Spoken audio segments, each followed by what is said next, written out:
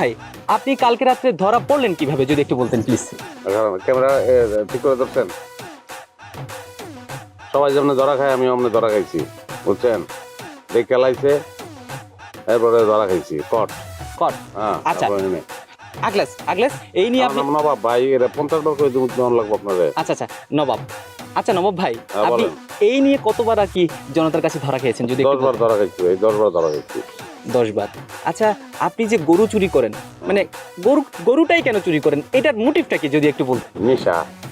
নিশা। আপনি যদি আমার কোটি টাকাও দেন, আমার যে একটা ছাগল চুরি করে যাবেন না, ওইদিকে আমার নিশা নাই। নিশা বুঝেন না? একজন মানুষের একটা নিশা থাকে, হ্যাঁ, মদের নিশা, গাঁজার নিশা, আরো অনেক খাচ্চর খাচ্চর নিশা থাকে মানুষের। সেই হিসাবে আমার নিশাটা তো খুব একটা খারাপ না, আর আমি গরুর কোনো ক্ষতি করি না। গরুর নিশা। এই যে ইন্টারভিউ লিতেছেন, হ্যাঁ, জুতার মালা গলায়, বাইরে লইব তো, এটা বাইরে লইব না? হ্যাঁ সংসার টিভি তো সম্ভাবনা আছে। টাকা দেন। টাকা মানে টাকা দিবেন না? আপনি আমার ইন্টারভিউ নিতেছেন, এই ইন্টারভিউ বাইরে লইব, আপনারা তো ইনকাম করবেন, আমার ইচ্ছেই তো ইনকাম করবেন। টাকা না দিলে আর একটা কথা বলবো না, আগে টাকা দেন। আচ্ছা বিপদে ফেলে দিন। আমার তো কাছে তো ভাঙতি নাই, আপনি 500 টাকা রাখুন।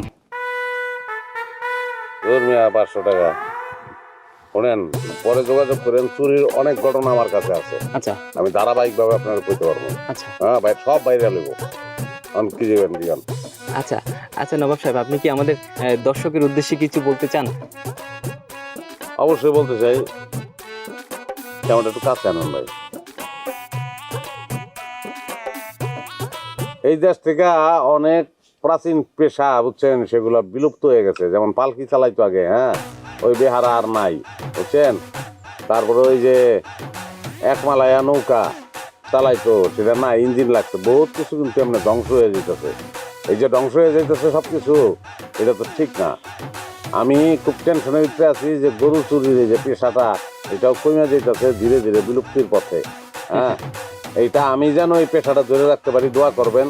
আর আপনারা বিভিন্ন মাধ্যমে একটু জানাইবেন যে গ্রামে কিন্তু সিসি ক্যামেরাটা দরকার নাই, এটা একটা সমস্যা আর কি। ধন্যবাদ, ভালো থাকবেন আপনারা সবাই। আপনাকে ধন্যবাদ।